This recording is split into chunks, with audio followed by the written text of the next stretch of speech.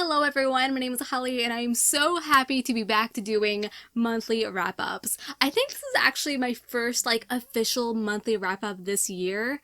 Wow, I am so terrible. I'm so sorry. Anyways, it doesn't matter. We are back on track. I'm giving you a rundown on all the books that I read in June, and this stack I am looking at, it is pretty awesome. In fact, it's all new releases. I do not know who this girl is, but we like her, I guess. I have mostly physical books and one ebook. I do have a DNF here, but we will get to that spicy review later. A total of 6 books, which is so good for me, especially as of late.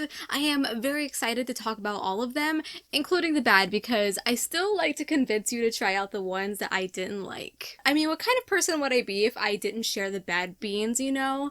I'll be giving you my ratings for each book, 1 stars to 5 stars, my honest opinion with no spoilers, so if you want to see more of this type of video, be sure to subscribe. We are back in the thick of classic booktube, and we should all be really hyped about that. Caress that like button if you are excited for all of the reading wrap-ups again. Hopefully I remember how to film them. Okay, so sometime in June, I tweeted out that this book I'm about to talk about might be one of the best books I've read this year.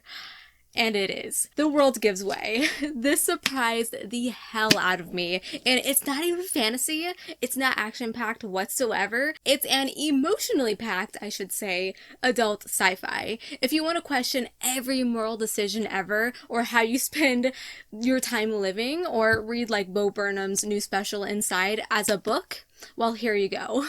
It feels like every sentence carries a lot of meaning to it. The uniqueness of this novel reminded me of Josiah Bancroft's The Books of Babel series. The addictiveness of it was the exact same for me. It takes place on a spaceship that is disguised as a planet. In fact, the people living on it call it the world, and it's roughly the size of Switzerland, which is so cool. Inside the ship, there's a sky, there are cities, oceans. People have been living here for 150 years, and the ship has been traveling through the void of space for 150 years. Well, there is suddenly news that the world is ending. There is an irreversible crack in the hull, and everyone is going to perish. We follow 2 perspectives. Myra, who is a contract worker, she's basically like a maid for a really rich couple. An incident happens where she is forced to run away with her employer's baby, with this world-ending info hovering over her head, literally and figuratively. And we have Tobias, who is a caseworker, and him and his work partner, who are kind of like a bad cop, good cop duo, are searching for Myra to bring her in for interrogation. I became so invested in the story from chapter 1. Honestly, the first sentence, I was like, I'm here for it. Actually, what is the first sentence? The first page, okay? Myra smashed a roach with her bare hand as it crawled along the wall, then recited a small eulogy for the deceased in her head. There's some humor in here too. Anyways, I knew immediately that this was going to be so good. This is a book that I'd advise not to read before bed because you are going to want to stay up as late as possible to know what is going to happen. The author has created this doom feeling, and it sticks with you for most of the book. The characters can literally die at any moment. All honesty, it is a slow, meandering story, and I know that sounds negative, and I'm sure some readers will find it that way, but I just didn't. I just read it at the right time. I will say though, I did find the ending underwhelming, kind of unsatisfying, and it is what dropped my rating from a 5-star to a 4-star. So yeah, that's all I'm going to say about that. Highly recommend giving this at least a try. I know the cover doesn't look anything like sci-fi. In fact, I thought it was a contemporary. My boyfriend thought it was Western, which is really funny. But it is an end-of-the-world sci-fi spaceship about to implode, crime noir. I highly recommend. Keep in mind, it isn't about action scenes and crazy twists. It is its own category of entertainment, and it really relies on dialogue and emotion. Okay, I'm actually going to talk about the ebook that I read in June, and that is The Return of the Sorceress. This is a new book coming from the author who wrote one of my favorite reads, Mexican Gothic. She's coming out with a few books this year actually, and this is just one of them. But it's totally different from Mexican Gothic on a whole other spectrum. spectrum. It is a short and fantasy novella. This author's writing is so addicting, and even her storytelling is addicting, and this is such a nice little snack when you are craving it. This is a complete story that does not leave you hanging, but does leave you wanting more. At times, I felt like I was reading like a full-length novel, like epic fantasy proportion. I like literally had to reel myself back in at times and untrick my brain to realize like my time is limited here, and it's a sad thought because like I said, I didn't want to leave. It's following an older woman protagonist, I think like in her 40s or 50s, which is honestly so refreshing. It's such a refreshing perspective. You rarely see that in fantasy. Or at least the ones that are hyped don't have that type of protagonist. But she's a sorceress who once ruled over a guild and had a great power because of a precious magical stone. Now time has passed and she is on the quest to get this stone back, as well as stop her power-hungry ex. It is a tale of blood magic and rivalries, added bonus of humor as our main character has a magical companion, and they support each other so much, and it's so wholesome. Marino Garcia packs in so much story and character. The world feels real and rich despite, again, a slim number of pages in which to develop it in. If this was a full-length, like 400-page novel, oh my gosh, like get freaking out of here. It would have been a favorite for sure, but because of its length and me being salty, as I typically am with novellas that always end too soon, the good ones anyways, I gave this one 4 out of 5 stars. I needed more, desperately. And then I read The Coward, one of my most anticipated releases of the year by cover alone, honestly. Okay, and author and synopsis, but those two elements were enticing too. But you can't deny the cover design. It is truly fire. It's even hard to hold because it's so freaking hot. This is the first book to a new adult fantasy duology, and honestly, it does not begin so differently than The Name of the Wind. We're following our main character, Kel, who is now a simple farmer, but he is quickly confronted by the local villagers about his past, and they are begging him to retell his story. He's quite a bit famous because 10 years ago, he traveled with a group of mercenaries, so to speak. He slayed a monster, specifically an ice lich, who was causing a severe weather change, and in the end of this adventure, he was the only survivor, and they all want the true story. So he recounts his tale. The ass end of it. The embarrassing parts, the gritty and depressing parts, well, the weather is turning yet again, and people are fearing there's another evil that needs taken care of. So the king requests Cal to make the journey a second time, even as fragile and broken the last one made him. This book reminded me of so many other books. One perspective is like the female version of Glocta from the first Law trilogy by Joe Abercrombie, sort of. It also reminded me of Kings of the Wild, like a band of warriors having to gather their gear again to save the day.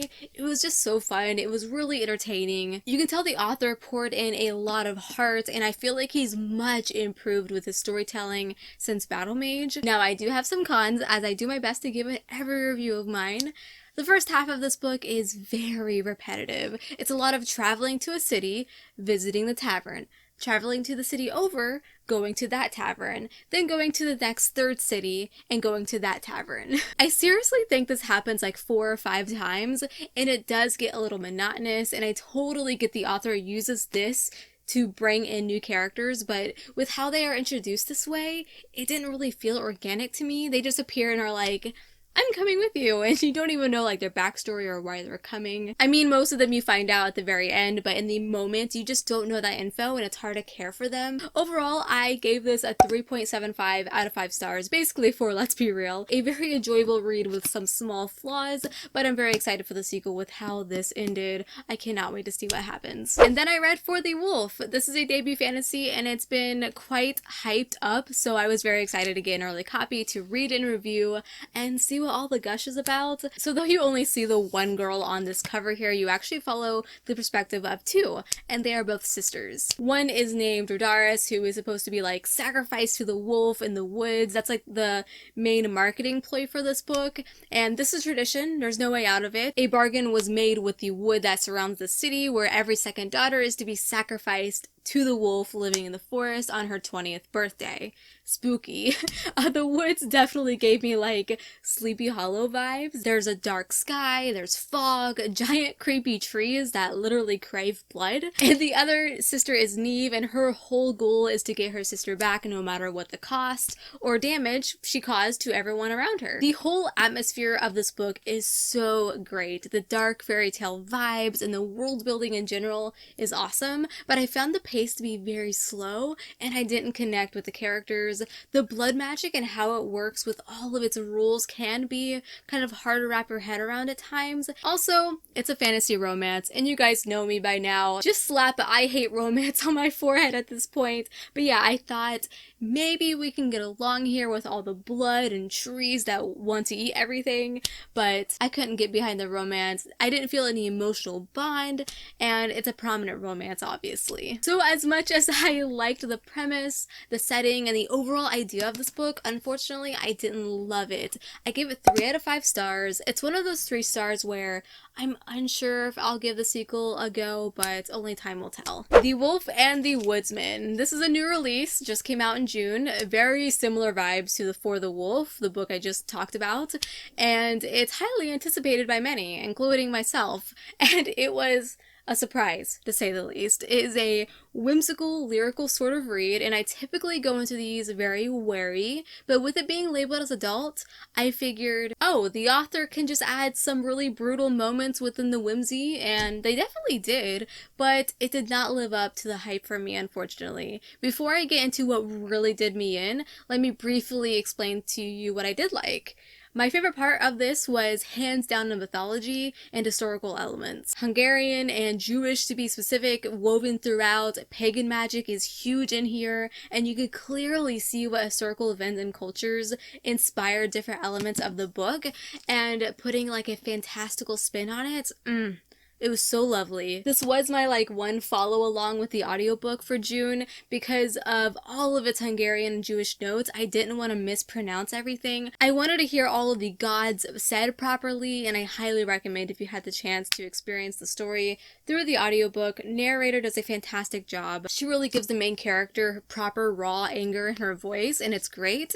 Speaking of anger, I normally hate books where the 2 love interests are constantly arguing, but the main character's personality at first is written in a way that it fit. It all felt organic and justified. But then she meets the sweet love interest and she bullies the living hell out of him. It is so bad. She judges everyone fiercely. I totally get she's an outcast in her village and she's treated horribly, so it does feel like she's a survivor of some sort, but man, it really affected all of the other characters, especially the love interest. I feel like his personality was just it was stuck and it couldn't grow because Ivike, the main character, was just poking and prodding him so much. Ivike's name should be changed by 1 letter and just be called Evoke because that's all she did.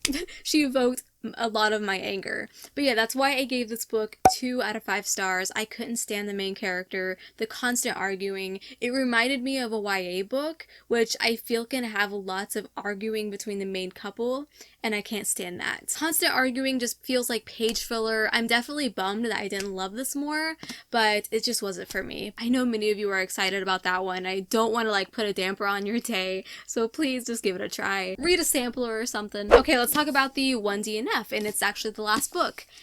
The Ones We're Meant to Find. So this is the book that was inside the June Outcrate. I think it was the June Outcrate, yeah. Oh man, at least I don't feel alone with this one. As more reviews come in, they have very similar feelings as mine, so that's good, I guess. So, just the basics, a story of 2 sisters trying to find each other on a far future science fictional Earth is what I got from it. I got to page 90 something before I called it quits. I definitely liked one sister far more than the other. The stranded one was more interesting. The other sister was reading an instruction manual. The author just tried to put so much in where there was so much happening, but essentially nothing was happening. Does that make sense? It was a very interesting concept. I just don't think it was executed that well. Nothing here hooked me at all. I was flipping through the pages, just wanting it to be done. At least I don't have to look at this creepy floating heads in the ocean cover. And then I picked up The World Gives Way, and that was a sci-fi worth reading, so the unhaul pile it goes. So those were all the books that I read or tried to read in June. I hope you guys enjoyed this video. Let me know what you read in June. Did you find any favorites? Any disappointments? I'd love to know. If you'd like to see what I'm reading in July, you can check out my July TBR, which is already up. I'll link it down below for you. Subscribe if you haven't. I upload videos every single week. And until we meet again, happy reading.